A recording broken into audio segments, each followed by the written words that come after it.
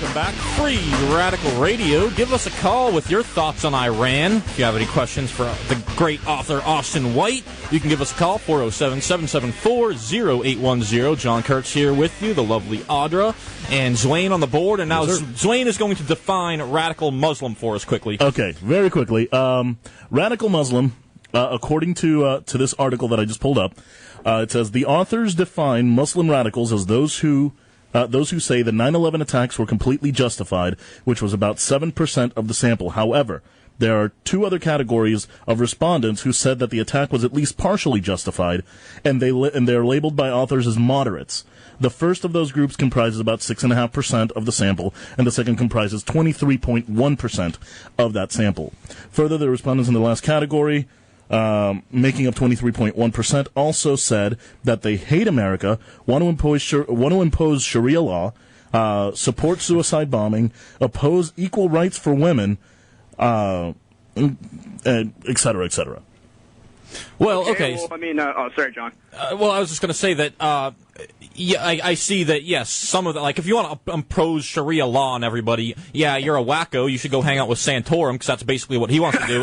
That's the other one, yeah. Yeah, he wants to impose, Christian morality. All politicians would like to impose their views on people. Right. I mean, that's what government is. But I mean, saying, these Muslims are so evil because they have, support or partial support for the text, the 9/11 text, of course, those were horrible. You can understand. I mean, if you understand blowback, you can understand why the reasons behind the terror attack. But of course, we can't support retaliation against innocent people who had nothing to do with what they were blowing back against. Right, the occupation of Saudi Arabia. But I mean, 4,000 people or so died in 9/11. I mean, if that's extremely radical, which I would say support for that is, I mean, how is it not radical for conservatives to support just the massacring of Arabs in the Middle East? I mean, in the first years of the Iraq War, I mean, people were celebrating, people were watching the bombs drop on TV with joy. No one cares about Afghanistan, the longest war in American history. I mean, we're taught in public schools that the atomic bombings of Japan were a great idea. There's nothing wrong with it just vaporizing hundreds of thousands of innocent people who never hurt any American. Right. That's exactly the point I was going to make there, Austin. So, all right, let's go to the phones then quickly. We have Josh here on Free Radical Radio. What's on your mind? Hello, can you hear me? Yes, sir. You're on the air. What's up? Yep. Yeah, one thing I wanted to talk about that you guys have mentioned was blowback. And the one thing you did not hear anywhere in the media is essentially blowback in this whole Iran situation. And what I'm referring to is the other heavy hitter in Asia, which happens to be Russia. Now, you got to realize this country has strong national interest in Iran, Syria, and essentially the whole Middle East, from, the 60s on till now? Yeah, all the 1900s. I mean, we've been over there. The Anglo-Iranian Oil Company, BP, which is BP, was over there from like 1907 or something. So yeah, the Western interests have been all up in their business for quite some time. Oh yeah, well not just that. As far as when you actually look in the fact that Russia's military-industrial complex, their weapons, their biggest buyers are essentially Asian and Middle Eastern countries. Mm-hmm. Now, we're meddling in the affairs of these countries such as Iran and Syria, and we've been getting certain warnings from, say, Russia and China.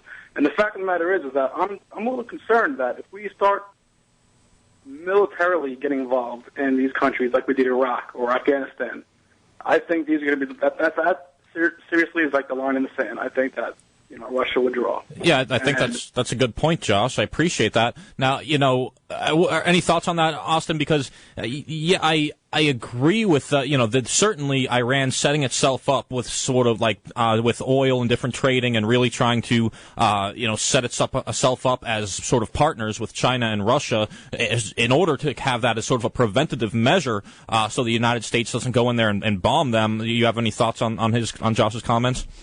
Not really, besides the fact that none of that justifies dropping bombs. Right. I agree with you. Yeah. I think it's perfectly logical that Iran would go to do that. I mean, people make a big rigmarole about, Iran is crazy. Iran will bomb things off the face of the earth. Maybe they will, maybe they won't. All that definitely will, yeah. Well, if you put that all aside, if you look at the fact that Iran even has to send ships through the Straits of Hormuz to kind of show its power, the fact that it has to ally itself with Russia, with China, I mean, it's a tiny country completely surrounded by us, the Right. U.S. The fact that it has to make those alliances tells me that, yeah, it's logical that they're going to make those alliances because Iran does not have that kind of thing to do on its own. It's been argued, and I'll be the first to say I don't know where the exact quote or the statistic is, but that Iran has a difficult time making enough gasoline for itself. Right. Of course they're going to, it's perfectly natural, I think, that they're going to try and ally themselves with people who are more powerful, who will kind of back them up. Sure. Which is unfortunate because then you've got, like, two superpowers with Russia and China, saber rattling, and the U.S. with Israel saber rattling. I mean, that's just too much saber rattling for me to be comfortable. Well, I just hope Russia and China's saber rattling, if that's what you can call it, would be enough to deter the United States from getting involved in this nonsense over there. Now, Austin, let me ask you, because it's an interesting point. Everybody's all up in arms about, will Iran get a nuclear weapon? But there's an interesting trend when countries get nuclear weapons that the United States tends to sort of leave them alone, and in a way, it's almost maybe and I don't want to say it's a good thing to have nuclear weapons, but the countries who actually have them tend to not really have to fight very often. Do you want to speak on that a little bit? Oh yeah. If you just do kind of a quick bird's eye view examination of American foreign policy over the last half century, we almost exclusively pick on countries who actually can't fight back, and we leave alone countries who actually could. We're not messing with Pakistan, I mean, what's... Yeah, so, I mean, if you put yourself in the shoes of, the Iranian government, you can perfectly understand why they would want to acquire a nuke. And I mean, I oppose just the existence of nuclear bombs because the entire purpose of them is to massacre innocent people. I mean, that's the whole point of a nuclear bomb. You really can't defend the use of them in any circumstance. But there actually is a lot of literature on how the more countries that have nukes, the safer the world would be, because it kind of an open carry gun argument, like John Watt's book, "More Guns Equals Less Crime." The more countries with nukes, the less likely they are to start wars with each other. If you get Hans Hermann Hoppe's book, "The Myth of National Defense," that's available for free at Mises.org. There's an entire chapter written by a good economist. Breaking all that down. Now, of course, I prefer no country have a nuke, but I think if Iran did acquire a nuke, I mean, they would be invaded and blown up.